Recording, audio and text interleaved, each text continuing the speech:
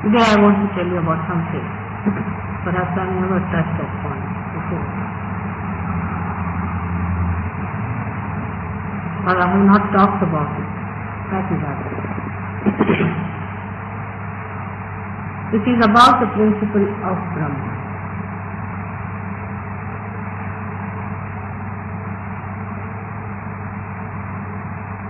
What is principle of Brahma? How does it exist? How is it born? How does it manifest? And how it is detached and also attached.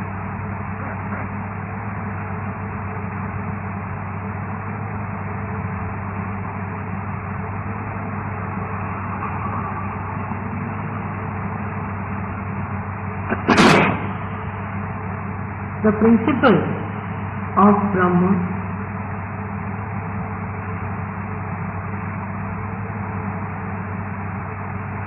is different from Brahman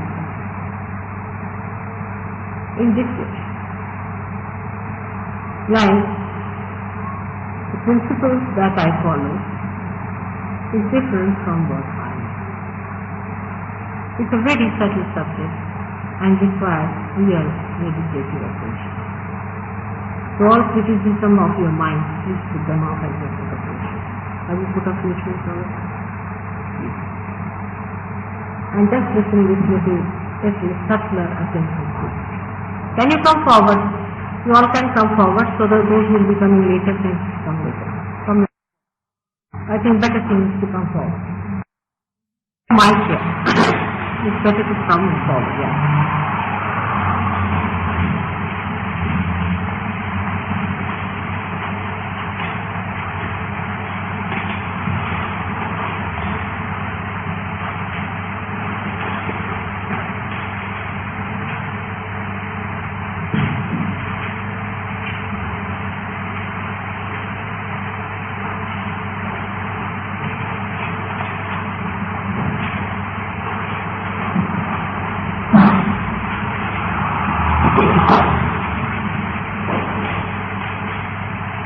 As the principles on which you are based are different from what you are,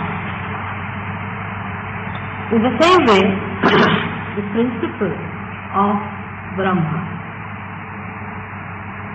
is different from the Brahma itself, but is the Brahma and contained in the Brahma. But the Brahma itself is sustained by the principle.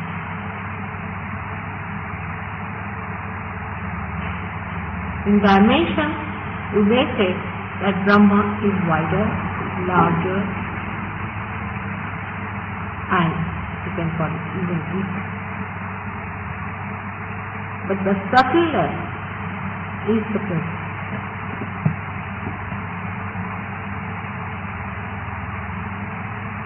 This principle exists in Brahma at the beginning of the universe, of creation.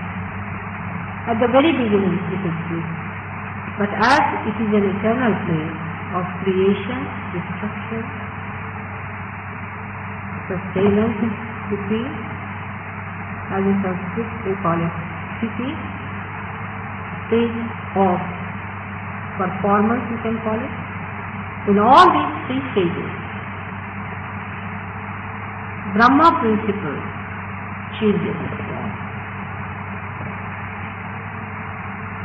according to the container that it has. Like here the light looks like, the shade looks like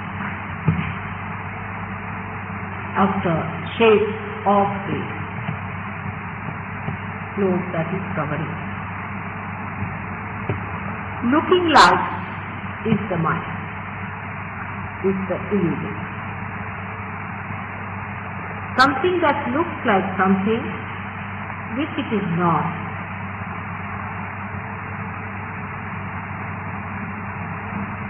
This phenomena is the mind, is the illusion. So the principle acts, pulsates the Brahma, and in the Brahman exists all the power which later on manifests the field.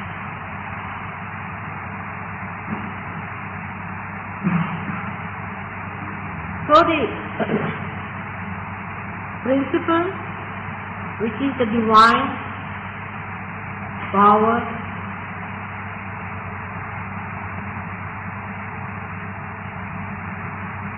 the aura of that, or the thing that is sustained, is the complete Brahma, and that Brahma has got three powers, mainly one of existence, second of creation, third of sustenance.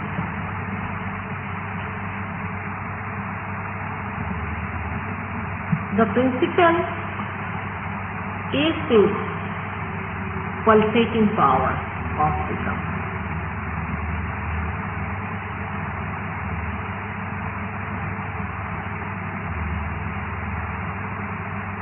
And it is represented as Om.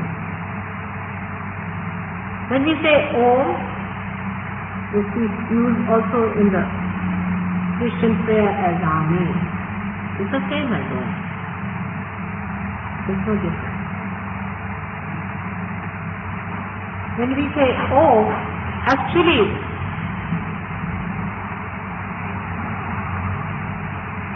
the action of this principle is in the form of Om, like this, which is written on your forehead, if you can see it inside, in that way here. This principle is the, you can say, the seat. This principle is the fetus of the divine power.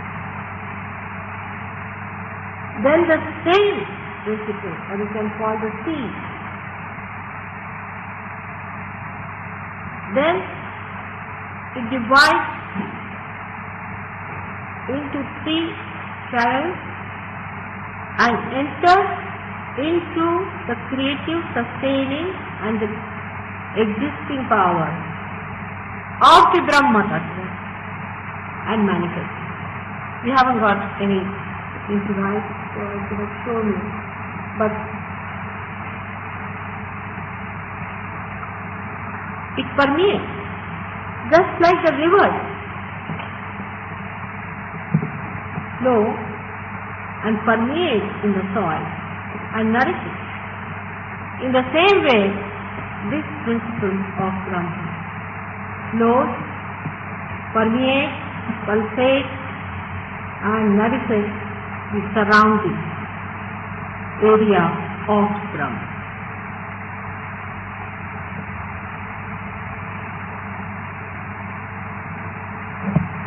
So when the attention, which you call as Mahachitta, or the attention of God, you can call it,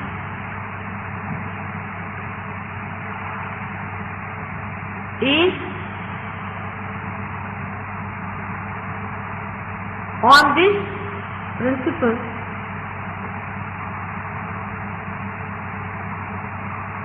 then Brahma doesn't see. Are you following me? When the attention moves from the principle, it doesn't leave. When the river flows, it doesn't leave its source. When it permeates into the Brahma, it starts feeling.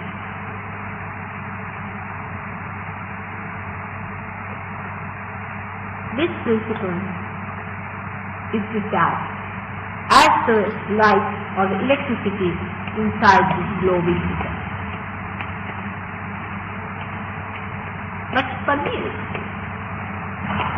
It may permeate through it It may permeate into this room, but still, it is detached.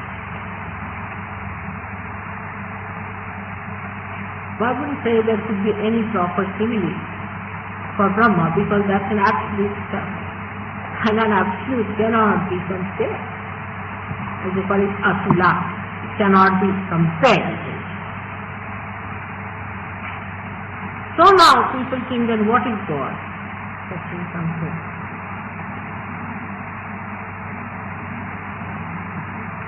Where is God? What is He? What has He got to do with Brahma and the principle that is God?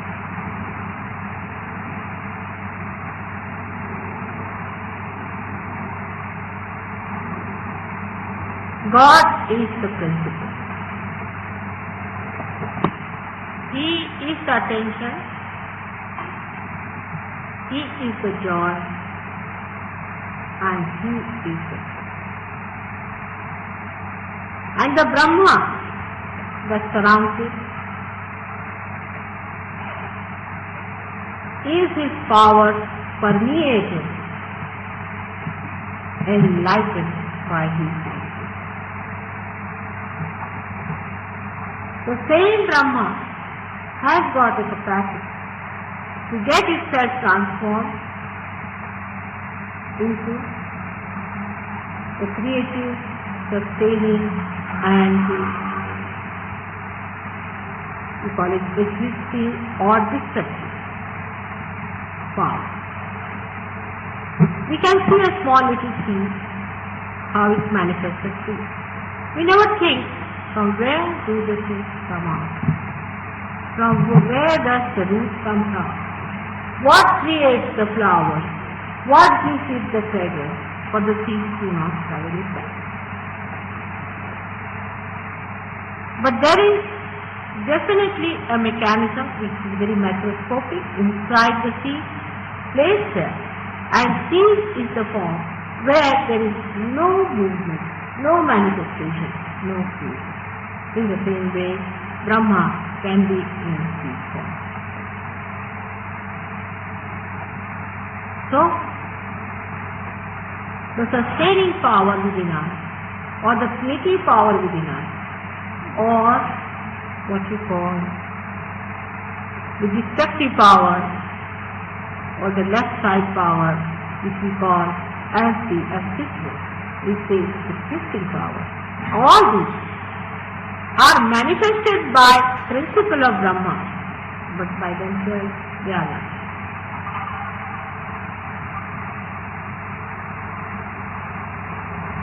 So such is Ananda, the truth, the joy, and the attention. The nature of Brahma, which is this, is God.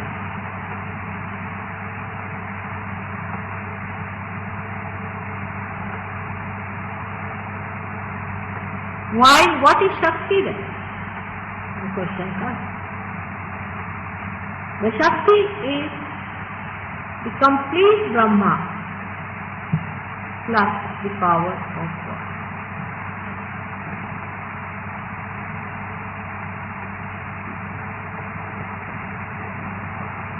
Like the cotyledons in the seed, the prenule in the seed, the cotyledons support it. Through the cotyledons, the prenule takes all the powers and creates beautiful flowers and all the beautiful fruits. The roots also are created. The food is given by cotyledons. It's sustained. Out of this, the principle that there is the generating power, the germinating power that is in it, is the power that we call as the Shakti. But in a seed, which is a material thing, it has no awareness to do it. So very subtle point right in this time. The seed itself cannot germinate itself. It has certain other power within it. It is placed by God that germinates. It cannot do by itself.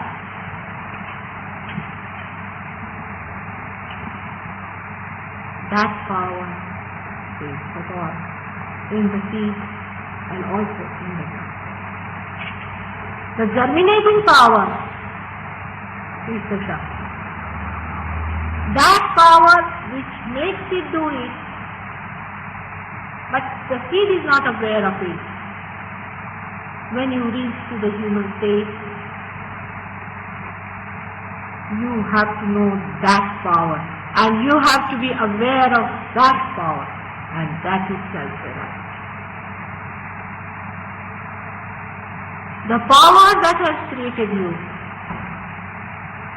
the power that has given you all these three powers, Ida Nadi, Pingla Nadi, all Kundalini, everything. The one which is the desire of all that.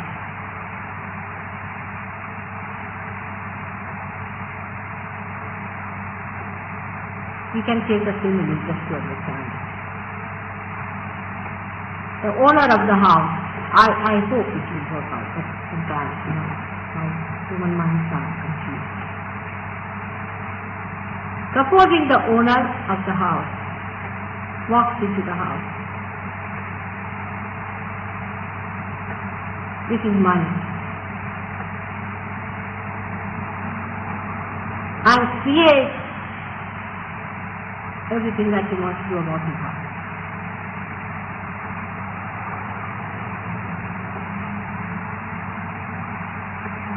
Now the master goes out, he is not there. When you see a house, you see the power of all the workmen who have done the job, and somebody who has established it.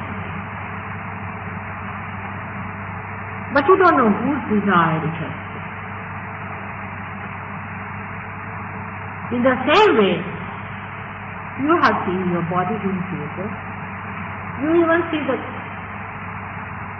mind that you have there. You can see your emotions, they are there, of course. You can also see you are a human being. You can also see you are much far away from the animals. And if you have some wisdom, you understand also you are much wiser than anything that is created so far. And also if you have some foresight,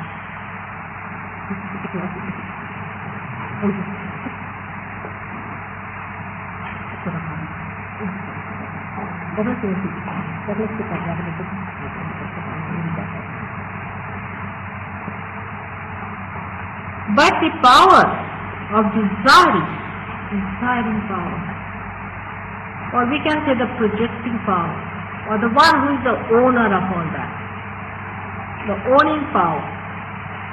I don't know how you understand a master of the whole thing.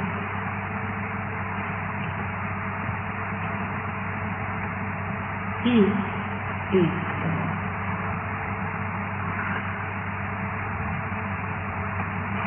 And then his power of desire, Mahakali's power, is his desire, then manifests everything else. His desire to manifest is Mahakali's power that we see here on the left hand side, manifested in the human being as Pradhan. Creates all the rest of the universe and everything later on. Of course, it is only the desire. But the one who desires is in us, who is placed in our heart, away from all this.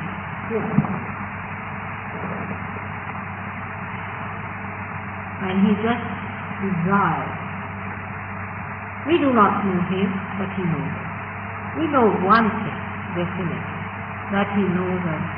There is someone who is definitely watching us, as in the Gita they say Kshetra, the one who is the knower of the field. The knower of the field is there.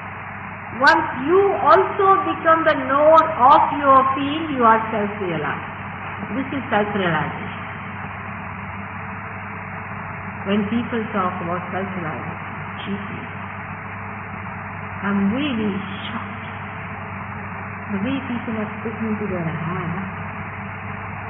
Such a revered subject. And just trying to mold it for making fun. But Jesus, from that level,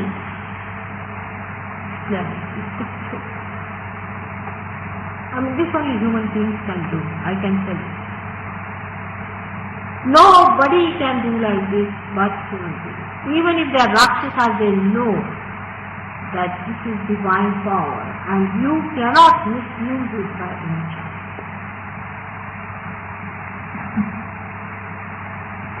So this principle works. Say in the matter it works as the electromagnetic force, you can say, but not as the electromagnetic force. It works which brings about the electromagnetic force inside that. Can you follow the point? You?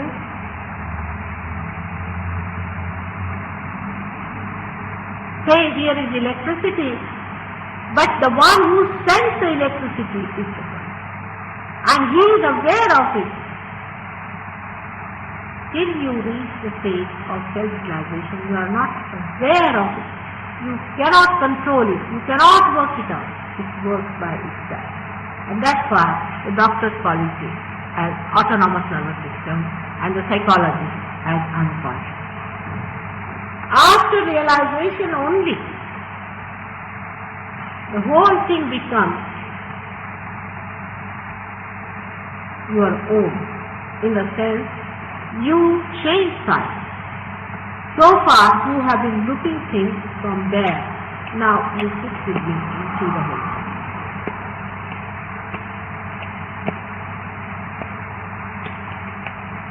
But this principle of Brahma lives in its mood. It can be in such a mood that it has no duty at all. It has no duty. It just exists. It has no duty. It is not the duty of a owner of a house to do something about it. It is his whim. If he wants to do, he'll do it. Otherwise, he'll live like Karna. He has no duty. I hope you understand the meaning of the owner. Because if the human laws are funny, whatever you may be the owner, still you can't do anything.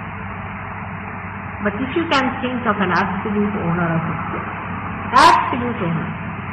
Yes, very true. They're smiling, but in Oxfordshire they had a freehold house. We couldn't cut the tree, we couldn't plant the tree, we couldn't do this to the hedge, we couldn't do that. But he is an absolute owner. Absolute owner. Understand the absolute word. Where no law but his own laws were.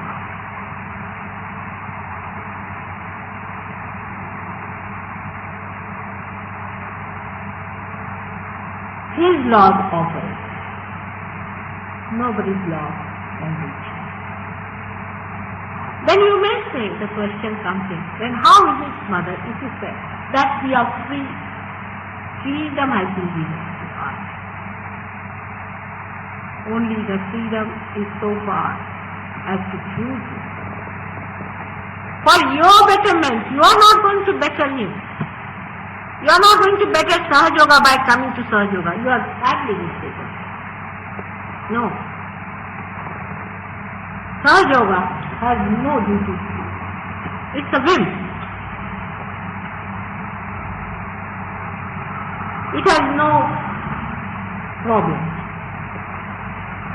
It is standing on its own mark. It's not bothered whether you come here or go there. It is nishprayojan. It is without any cause. It is causeless. It's not bothered. So it has to take a form in which it has to bother. Then it creates, like a master of a house, He is not bothered about anything. He is the master. Who is going to criticize him? Who is going to argue with him? Who is going to challenge him? Who is going to put a quote against him? He is the master of everything. Absolute master. God means He is not only almighty, but He is the master of all that He has created.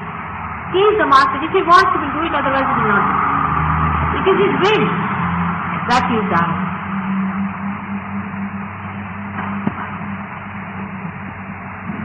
So He is not bothered. But then He takes the form sometimes of a person who wants to do something.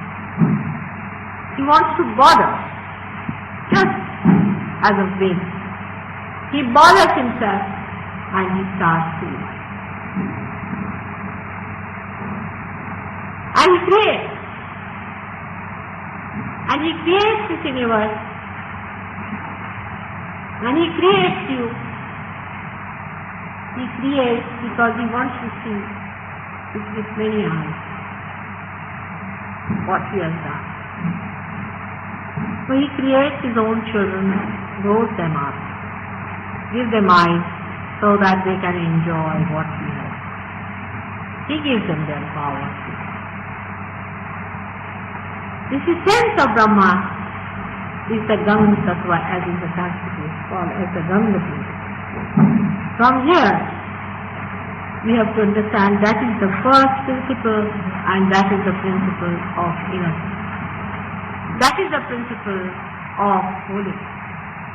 That is the principle of chastity. That is the principle by which we preserve it, by which we respect it. That principle has been incarnated on this earth, as I told you. He is created as Ganesha, but he is incarnated as He is a Brahma. He is detached, and that's why he should be resurrected. No other incarnation would be resurrected. He was not born. It was a conception of God. And that's why he was resurrected. You all perhaps do not know. Now what is difficult for God? I mean, for an Indian it is very easy to understand that Ganesha was created by Parvati. Yes, she created. We can never doubt it because he is God after all. He is an absolute personality. He can do whatever he likes. Of course, he does something that is intelligible to your mind. Try. But if he has done something which is not intelligible to you, should not be discarded as something mythological or something out of the blue, not to be believed, because if you say that, then aren't you the most absolute people to judge?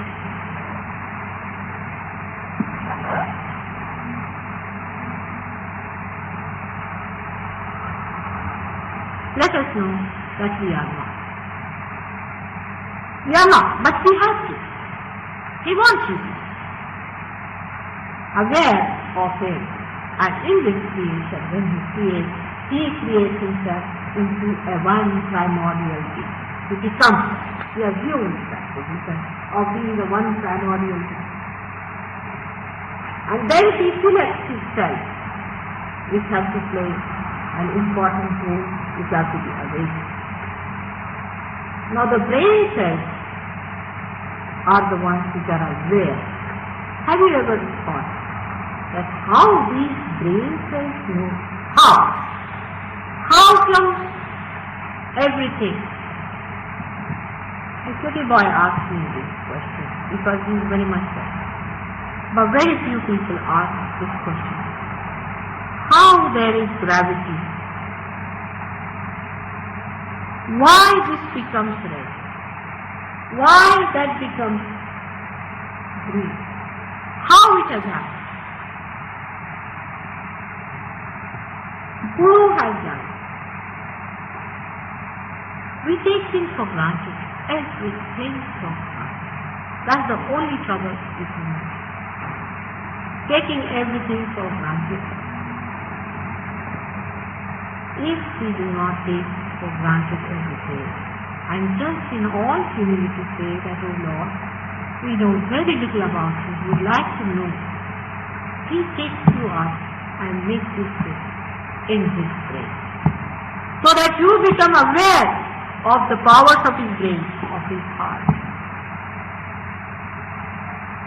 From where He loves, where He is the ocean of compassion, you become a drop in that ocean. And you also, with your waves, you jump up and down and enjoy that compassion of it. Just a drop you are, but you are the ocean. This is what explains what Kabira says. You see, these great people have described it, but it becomes absolutely ambiguous for you. So human rationality cannot explain all these things. So your rationality has to improve onto vibratory awareness. You have to go up to that level, minimum of minimum, to understand God. You cannot understand His idea. So don't come out here with ideas that you are going to give something to God. No.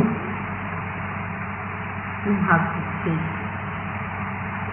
You cannot teach anything to you. But in your humility, you experience yourself. You like? The master laughs when a little child brings some flowers. When a little baby brings flowers for the mother laughs. Not like, but in fact it was about Kautukam. I don't know, there's no word in English for that, I'm sure. Kautukam is the happiness, the joy that one feels when he sees his child. When the person sees the child returning the love, in its small way. After all, children are, what are they going to do? Like this one, you see, one day he brought 2 tea for me. He says, grandmother, you can buy a sari with me. Yes, you better keep it. If you found somewhere. He said, I haven't earned it, but I've got for you. So you can keep it and buy it. Then the feelings that come into mind, they are supposed to come. The feeling that comes within at that time in a mother's heart is the soul. The sweetness of it, the beauty of that, you cannot understand by your dry rationality. It can make you parched, complete. It has no feeling, it has no sensitivity, nothing. Oh God, ego, I tell you, it is so called ego. Has been parched through my wisdom.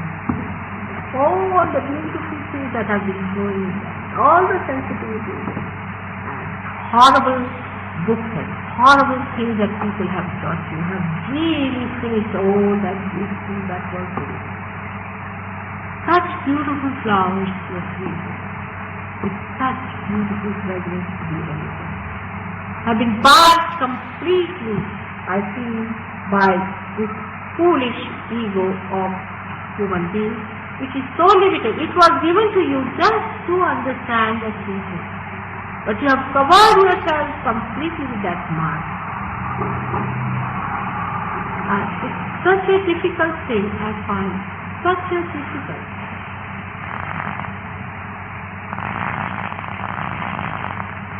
Some examples can be given. A boy came to see me on a day with a friend who is a very great surgeon, who is not here today. And he is, I would say, just to please the Sahayogi, I said, oh no, I can't take him out. I found the boy had a terrible guilt within him because he had done something horrible, absolutely horrible. But I told him that you have a guilt and forgive him. He did it. Twice. But nothing worked out with him. So egoistic, and such small thing he was. I mean, if he was anywhere near the truth, I would have understood also that he thinks that he should get it or do it. But nothing of the kind. He goes back and tells Sister Hajori, oh, I think she is just ordinary housewife, that's all. She don't take her serious. Then Hajori says, oh, really? What a pity. How many people have you cured? I have seen people suffering from cancer in cured. I have seen with my own eyes Sundamuni rising. I have seen people getting realization. There are so many I have seen with my own eyes. I have to disbelieve all that and believe you.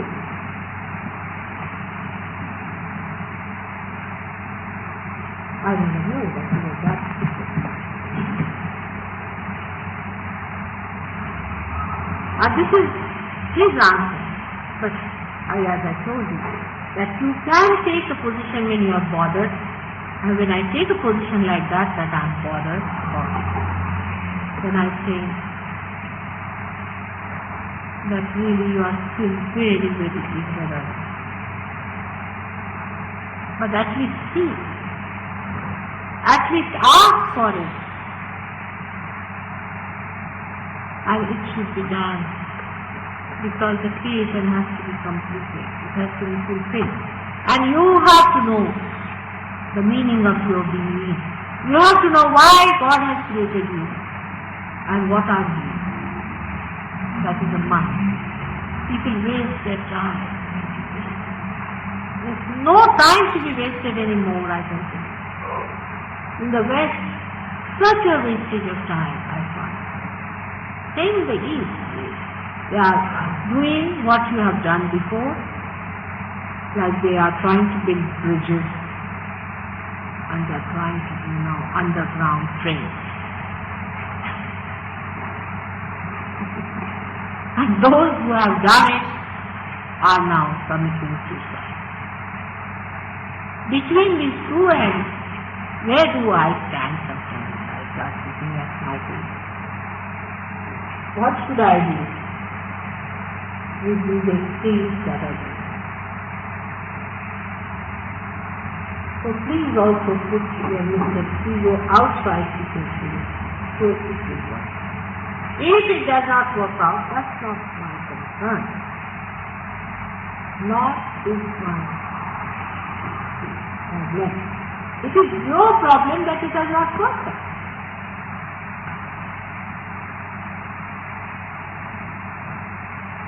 If an operation is not successful, then the doctor can be blamed because he takes money for it, but not mine. Not because I don't take money, but I am not bothered about it. I am only bothered that you should get your realization. But I am not bothered if you have not got it. Can you understand that? I will work morning till evening, evening till morning to give you realization. But if you don't want it, I am not bothered. Neither if it does not work out, I am not. It is the same thing.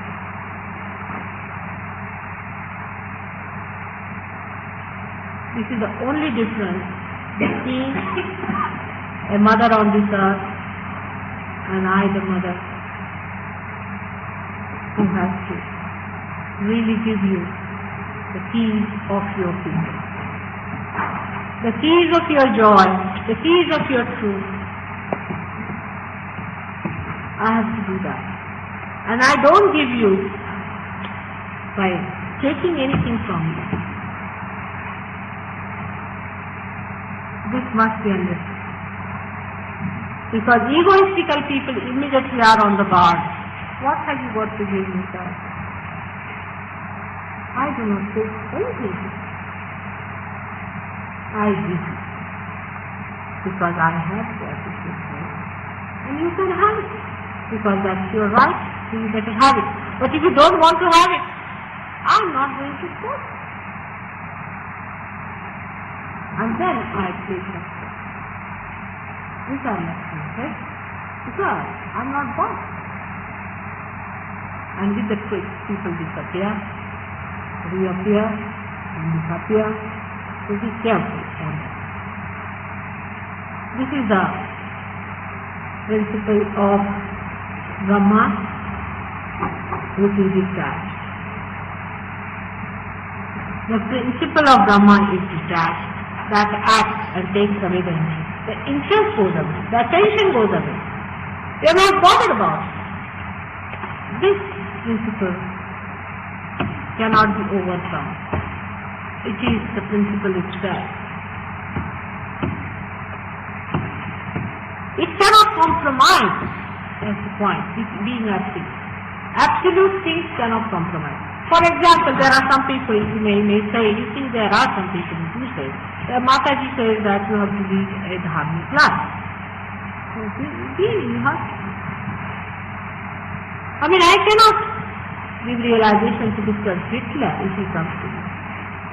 There is something which cannot be compromised.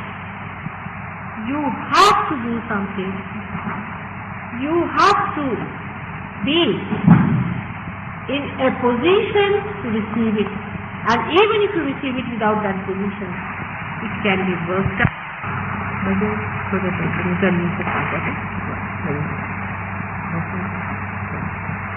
It is also not the principle that goes out of the way to demand something. No, it doesn't. To a point or not, but it won't. But it is such a living principle, the beauty of living principle, I would say. Which perhaps you know it, but you do not know. When the principle is there, like say this house is built, it has got a foundation, when it is built up, when a house is brought in, and then everything is done. Then once done is done. If the foundation is weak, it is weak forever. You cannot improve. But the living principle is whatever may be your foundation, it will penetrate into your foundations, into your background, into everything, and can correct. You just ask for it. Whatever may be your conditioning, and whatever may be your guilt, whatever may be your problem, whatever sins you might have committed, whatever wrong things you might have done, living principle can penetrate into it and can reform the whole thing and transform it. You have seen it in a tree. Suppose the tree is taken to tree, the complete tree can manifest. But if you vibrate it, then you see the whole tree. Very. So this is the living principle, and that's why Christ has said it. I am the living. This is the difference between the living principle which enlivens or awakens every part of your deadly chakras, every part of your deadly psyche. It awakens, it cures it, it purifies it, it absolutely neutralizes all that is filth, dirt and ugliness, all that is called as sin.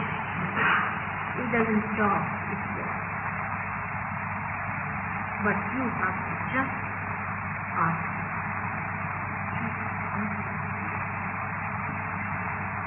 That's the beauty of the living principle. That's why when people get cured with Raja Yoga, don't be surprised. It's just the byproduct. It's nothing important. Even when the mad people become alright, nothing surprised. It's just the byproduct. Because it's a living principle. It penetrates into it. It breaks every bit and bit of it. Cures it. It's so much. Makes it into a flower.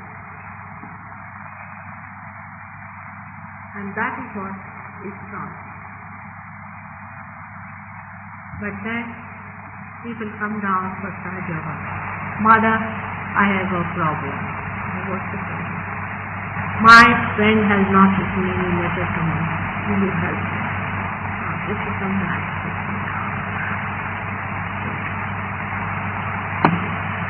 It's all right. Even that can be solved.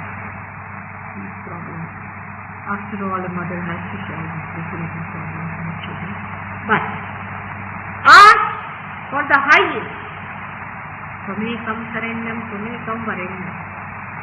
There is nothing to be asked for but for God. Don't ask Him. The rest is all dust. Is all that will finish off. It's all Chalayaman. It's coming, going, finish. Ask for that eternal. Ask for that is stable. Ask for that is the highest and the purest. Don't make me come down. I play with you. When my child asks you something, I have to tell him, all right. But when you mature, you must ask for the highest. Do not ask for a job. All right, if you have a problem, so you can understand now from where. But today it's all right because it's too much in an Israel and Spanish.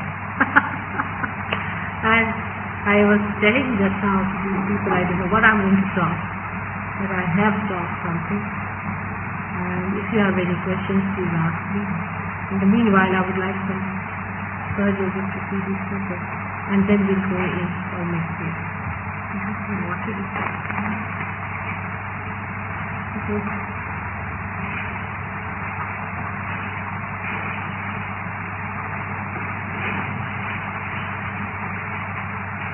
Can you see these people now? They're just going to see one or two patients that are there. बेटे तुम लोग के हाथ में ठंडा तारा कुछ ऐसा रखो ऐसे. All of you should take this hand like this. कैसा है? How is it? Better? Oh.